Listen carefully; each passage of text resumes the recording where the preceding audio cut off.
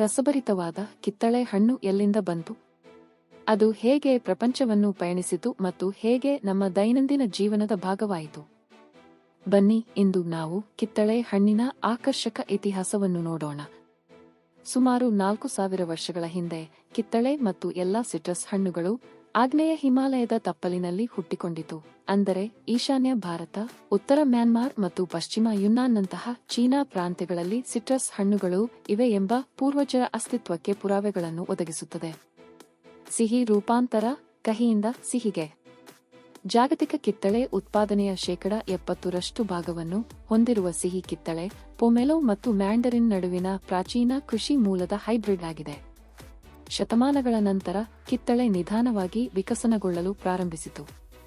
ಕೃಷಿ ಮತ್ತು ನೈಸರ್ಗಿಕ ಹೈಬ್ರಿಡೈಸೇಷನ್ ಮೂಲಕ ಕಾಡು ಕಹಿ ಕಿತ್ತಳೆಗಳು ಸಿಹಿಯಾದ ಮತ್ತು ಹೆಚ್ಚು ರುಚಿಕರವಾದ ಪ್ರಭೇದಗಳನ್ನು ಅಭಿವೃದ್ಧಿಪಡಿಸಿದವು. ಸುಮಾರು 2200 ವರ್ಷಗಳ ಹಿಂದೆ ಚೀನಾದಲ್ಲಿ ಹೊಸ ರೀತಿಯ ಕಿತ್ತಳೆ ಹೊರಹೊಮ್ಮಲು ಪ್ರಾರಂಭಿಸಿತು.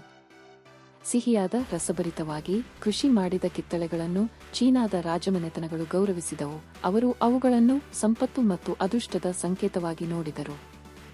ಇಲ್ಲಿಂದ ಕಿತ್ತಳೆ ಪ್ರಪಂಚದಾದ್ಯಂತ ತನ್ನ ಸುದೀರ್ಘ ಮತ್ತು ಫಲಪ್ರದ ಪ್ರಯಾಣವನ್ನು ಪ್ರಾರಂಭಿಸಿತು. ಪಶ್ಚಿಮದೆಡೆಗೆ ಪಯಣ.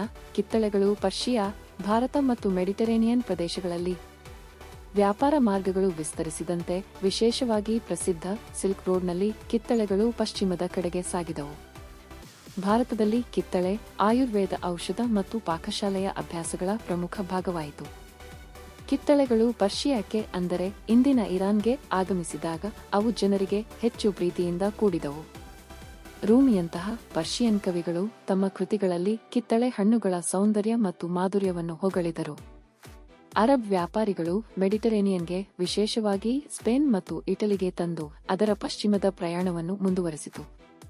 ಅಲ್ಲಿ ಅದು ಸ್ಪ್ಯಾನಿಷ್ನಲ್ಲಿ ಎ ನರಂಜಾ ಎಂಬ ಹೆಸರನ್ನು ಪಡೆದುಕೊಂಡಿತು. 10ನೇ ಶತಮಾನದ ವೇಳೆಗೆ ಅರಬ್ಬರು ಐಬೇರಿಯನ್ ಪೆನಿನ್ಸುಲಾದಾದ್ಯಂತ ಕಿತ್ತಳೆ ತೋಪುಗಳನ್ನು ನೆಟ್ಟರು. ಈ ಸಿಟ್ರಸ್ ಹಣ್ಣುಗಳನ್ನು ಯುರೋಪಿಯನ್ ಆಹಾರಗಳಿಗೆ ಪರಿಚಯಿಸಿದರು. ಕಿತ್ತಳೆಯ ಪ್ರಯಾಣದಲ್ಲಿ ಮುಂದಿನ ದೊಡ್ಡ ಜಿಗಿತವು ಅನ್ವೇಷಣೆಯ ಯುಗದಲ್ಲಿ ಬಂದಿತು. 15ನೇ ಶತಮಾನದ ಕೊನೆಯಲ್ಲಿ ಮತ್ತು 16ನೇ ಶತಮಾನದ ಆರಂಭದಲ್ಲಿ ಯುರೋಪಿಯನ್ ಪರಿಶೋಧಕರು ಹೊಸ ಜಗತ್ತಿಗೆ ಪ್ರಯಾಣ ಬೆಳೆಸಿದಾಗ ಅವರು ತಮ್ಮ ಸಮುದ್ರಯಾನದಲ್ಲಿ ಕಿತ್ತಳೆ ಹಣ್ಣುಗಳನ್ನು ಕೊಂಡೊಯ್ಯುತ್ತಿದ್ದರು. ಸ್ಪ್ಯಾನಿಷ್ ಮತ್ತು ಪೋರ್ಚುಗೀಸ್ ನಾವಿಕರು ಸ್ಕರ್ವಿಯನ್ನು ತಡೆಗಟ್ಟಲು ತಮ್ಮ ವ್ಯಾಪಾರ ಮಾರ್ಗಗಳಲ್ಲಿ ಕಿತ್ತಳೆ ಮರಗಳನ್ನು ನೆಟ್ಟರು. ಏಕೆಂದರೆ ಕಿತ್ತಳೆ ಹಣ್ಣಿನಲ್ಲಿ ವಿಟಮಿನ್ ಸಿ ಸಮೃದ್ಧವಾಗಿದೆ. ದೀರ್ಘ ಸಮುದ್ರಯಾನದಲ್ಲಿ ನಾವಿಕರಿಗೆ ನಿರ್ಣಾಯಕ ಪೋಷಕಾಂಶವಾಗಿದೆ.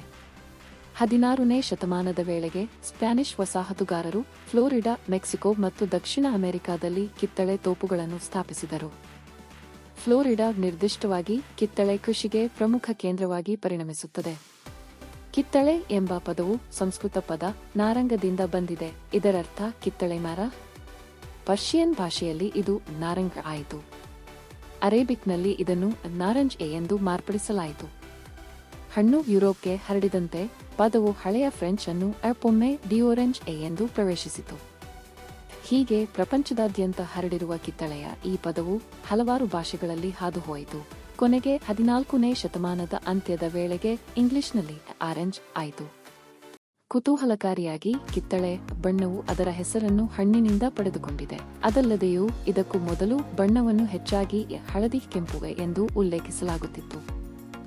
ಆಧುನಿಕ ಯುಗದಲ್ಲಿ ಕಿತ್ತಳೆಯು ಜಾಗತಿಕ ಹಣ್ಣು. ಇಂದು ಪ್ರಪಂಚದಾದ್ಯಂತ 100 ದೇಶಗಳಲ್ಲಿ ಕಿತ್ತಳೆಗಳನ್ನು ಬೆಳೆಯಲಾಗುತ್ತದೆ. ವಾರ್ಷಿಕವಾಗಿ 70 ಮಿಲಿಯನ್ ಟನ್ಗಳಷ್ಟು ಉತ್ಪಾದಿಸಲಾಗುತ್ತದೆ.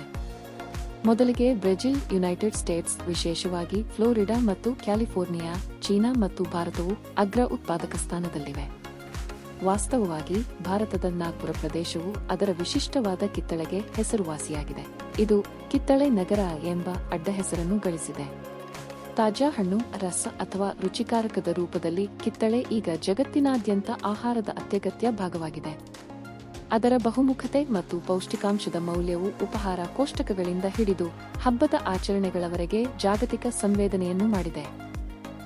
ಪ್ರಾಚೀನ ಚೀನಿ ಗಿಡಮೂಲಿಕೆ ಪರಿಹಾರಗಳಿಂದ ಹಿಡಿದು ಸ್ಕರ್ವಿ ವಿರುದ್ಧ ನಾವಿಕನ ಹೋರಾಟದವರೆಗೆ ಕಿತ್ತಳೆ ಹಣ್ಣಿನ ಇತಿಹಾಸ ಮರೆಯುವಂತಿಲ್ಲ.